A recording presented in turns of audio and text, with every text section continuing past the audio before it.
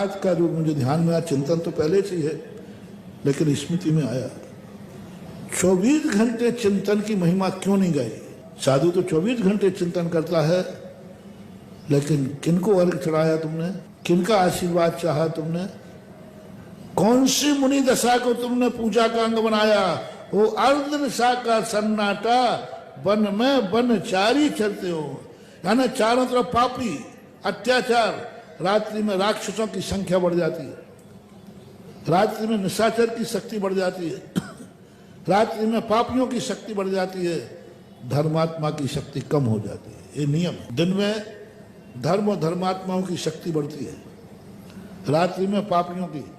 जितने पापी होते हैं वे पाप दिन में करते हैं, रात में। हिंसक प्राणी सब रात में, चोर डाकू सब पाप, निशाचरी शक्ति बढ़ती है।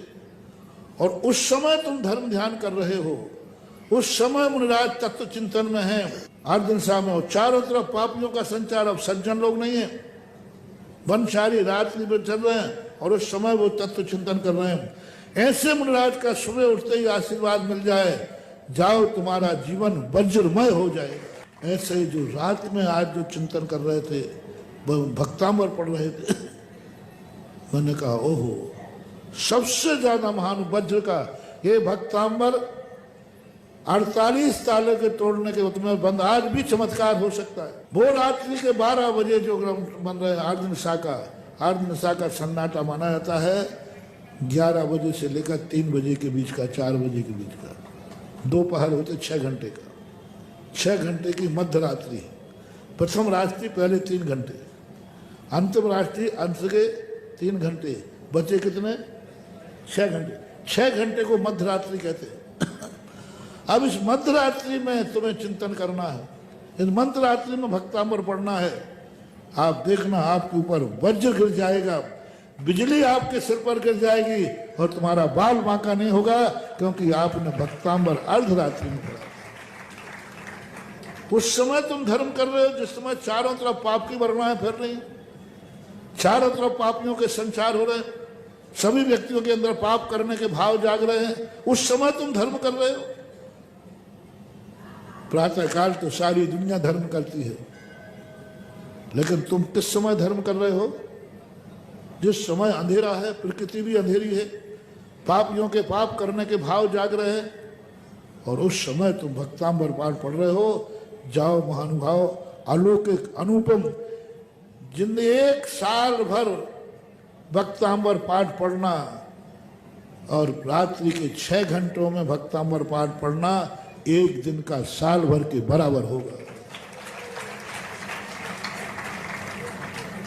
क्योंकि वो रात्रि के समय, उस अंधेरे में, उजेले में लाइट ज्यादा प्रकाश देती है कि अंधेरे में? अंधेरे में। और अंधेरा है उस समय, और तुम भक्तांबर पढ़ रहे हो। मुनिराज जब गहन चिंतन करते हैं कोई विशेष आशीर्वाद देते हैं, हम लोग भी आज भी, तब हम लोग उस संबंध में अर्धरात्रि में चिंतन करते, दिन में नहीं। दिन में वो पावर नहीं आएगा आशीर्वाद में। जिस वस्तु का चिंतन अर्धरात्रि में ध्यान करके किया हो, जाओ उस कार्य में आज तक दुनिया का व्यक्ति ना बाधा डाल पाया है ना डाल पाएगा, क्योंकि वो चिंतन, वो एनर्जी उन्होंने अर्धरात्रि में प्राप्त की है।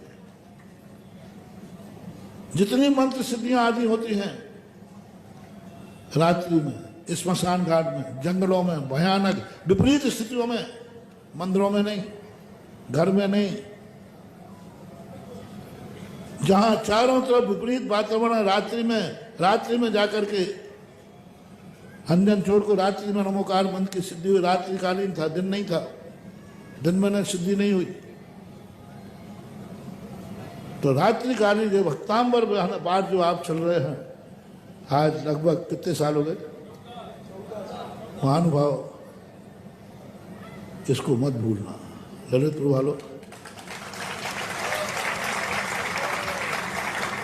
मेरे सारे आशीर्वाद भुला देना, लेकिन जो अनुपम सौगात तुम्हें दी है असीमकालीन भक्तांबर को, इसको जिंदगी में कभी मत भूलना।